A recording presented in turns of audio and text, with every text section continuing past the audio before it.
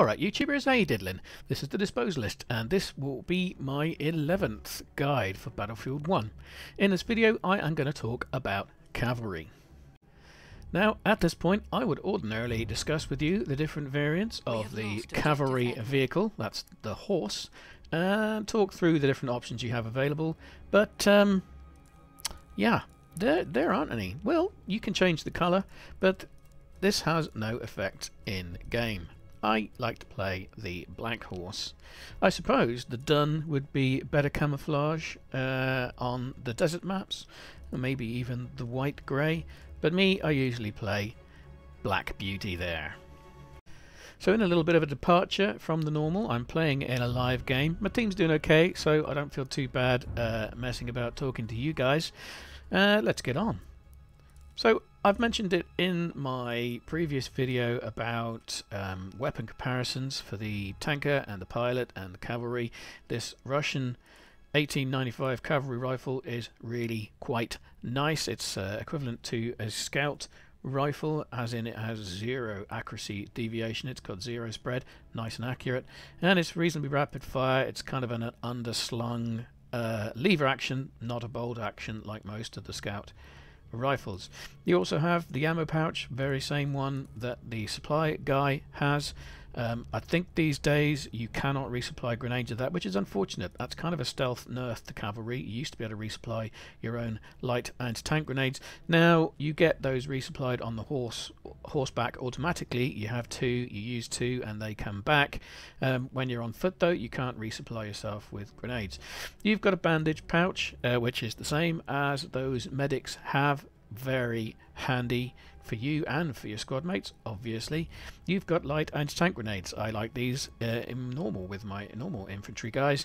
They are useful with cavalry too, in combination with running up to a truck and throwing two that you have on horseback. If you then leap off your horse, you've got another one to throw in, and you can actually destroy lighter vehicles really well just with an approach on the horse. Two grenades, get off, throw another one, they're dead. And the lovely cavalry sword, which we will see in action shortly. So I'm going to spawn in and I'm going to show you the cavalry in action. When you first spawn in, you're using the rifle here. You can actually use that from horseback. You can see I'm zooming to aim there. There's a slight bug, if I'm just going to show you that quickly. If I zoom in to aim with this rifle and then change to saber, I'm still zoomed in, which kind of reduces my field of view, so avoid doing that if you can. If I back to the rifle, I can only zoom back out on the rifle. I can't zoom out with the saber.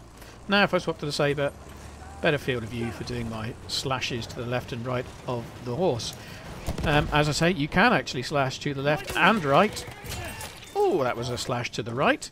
If you quickly just look to the left and slash, you do slash to the left. You can also, with the same key that would ordinarily change you between first and third person, a C on the PC, you can change to automatically slash on the other side. So change between the two using that C button. That can be handy, as pointed out on the Battlefield forums lately especially. That can be handy. Oh, he dived into that building. That can be handy if you're up against another cavalry guy. The last thing they expect as you're approaching them is for you to change sides and then slash on that side. That can throw them completely and you'll win a lot of horse-to-horse, cavalry-to-cavalry battles that way. So, I'm going to show you some riding skills whilst we are riding. These fences are often the bane of the cavalry guy. If I run up to it straight on, hey, I jumped over.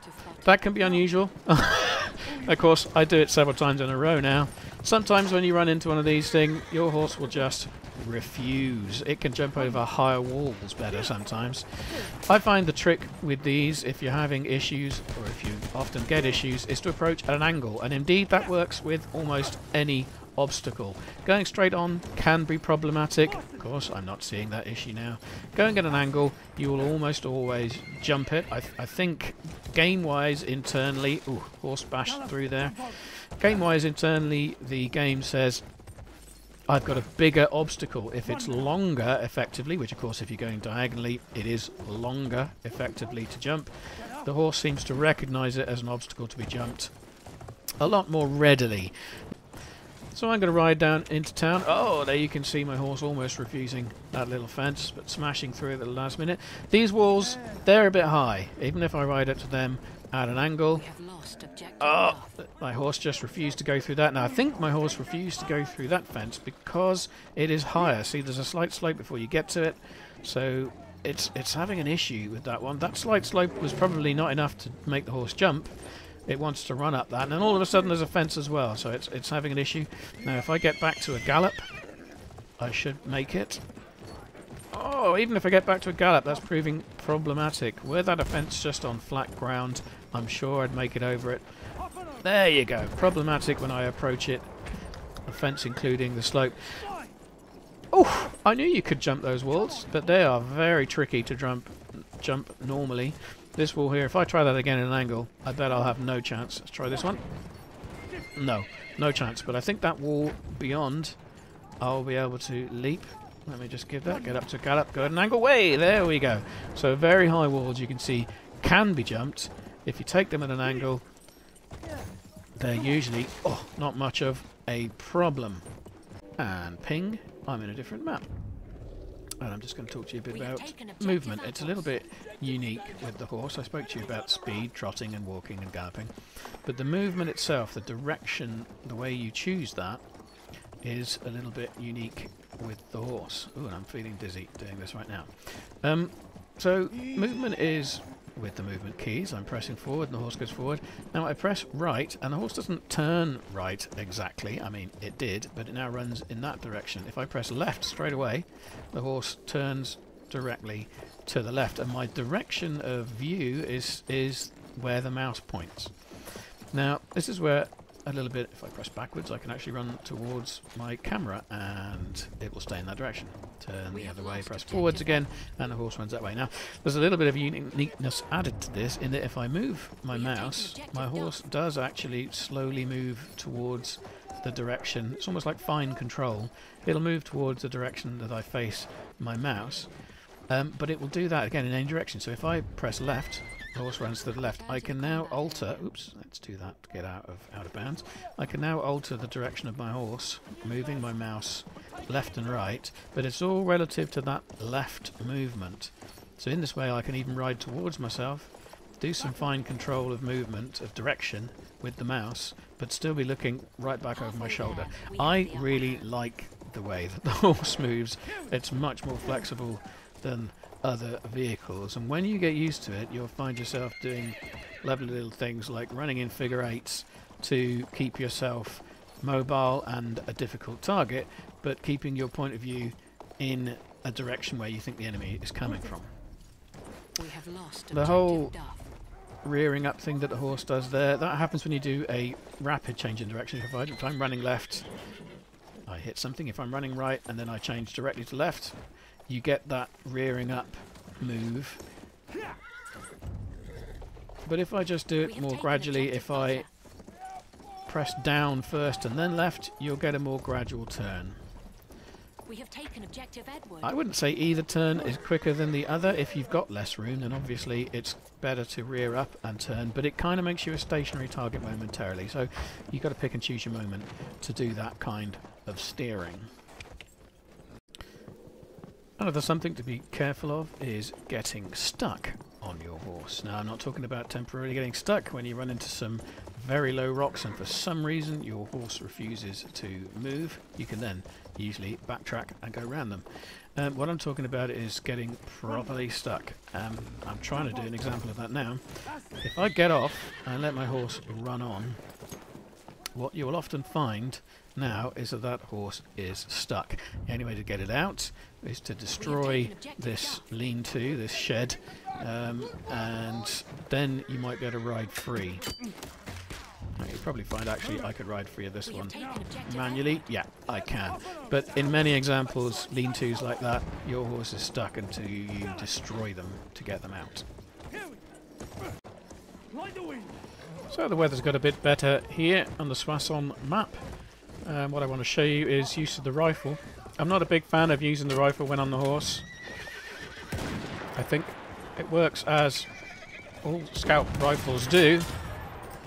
which is when you're moving, the accuracy is actually quite badly reduced. Only when you still, oh, interesting, Taken objective Charlie. are they as effective as they could be. And if you are still, when you're on horseback, you are a big target.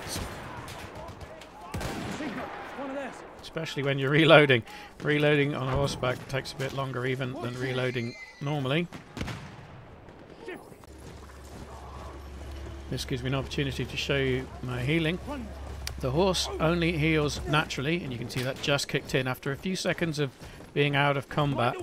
The horse just heals naturally. Me, I'm going to have to throw down a health pack. And before the last patch, I could simply circle around and I would pick that up pretty easily, but you can see that didn't happen this time. I have to go really quite slowly if I stay on horseback. See, I even kicked it then, didn't pick it up. Did pick it up eventually. Really, you're better off, since the patch especially, you're better off getting off the horse, getting somewhere safe, getting off the horse, and throwing those health packs down and then healing yourself. So I want to show you some light anti-tank grenades. You've got a couple thrown from the horse. You can get off and throw another one. Then you have one in your own personal cavalryman's reserves. And see if I can show you these in action. There's a light tank around this corner. You can see on the map. So if I throw... Oh, I'm going to miss him. Ah, one of them hit. 22 damage on a light tank. If I get off, I can throw my last one in. And finish him off. Perfect demo. Thank you very much. Another chance to show you that horse healing in action. Horse is not healing yet, but once I'm out of combat for a few seconds, it'll start to do so on its own. And if I throw down those healing packs, take it quite slowly. Yeah, I did eventually pick it up and heal myself also. I wanted to show you some more rifle, if I can. My aim is terrible, but on the move I just... There you go. There. So you can, on the move, hit people. It's just a bit more tricky. Often, you're better off just getting up. Using that sidearm. And this is a good opportunity to maybe show you some action on foot. Enemy shock troopers, stay alert. We have lost objective Charlie. Enemy medic. It's a nice accurate rifle. Scout rifle. Ammunition. 5 bullet clip reload. It is best to use the whole clip. And then move on. There's ammo.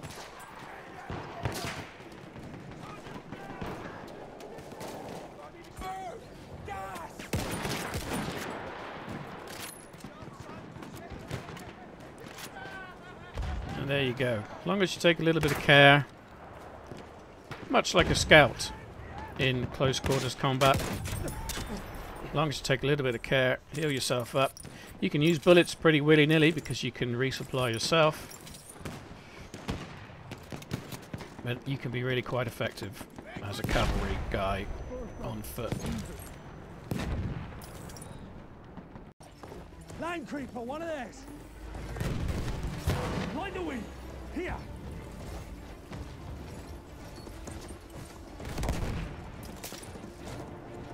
Giddy up.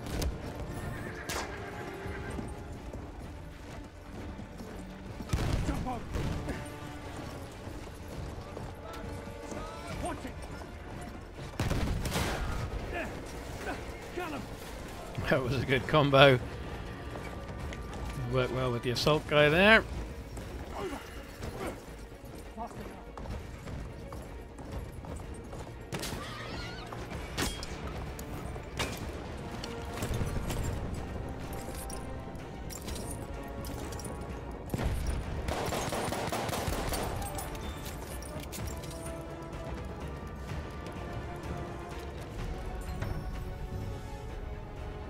Victory indeed. So, thanks for watching. If you like this video, please give a thumbs up. If you must, give a thumbs down.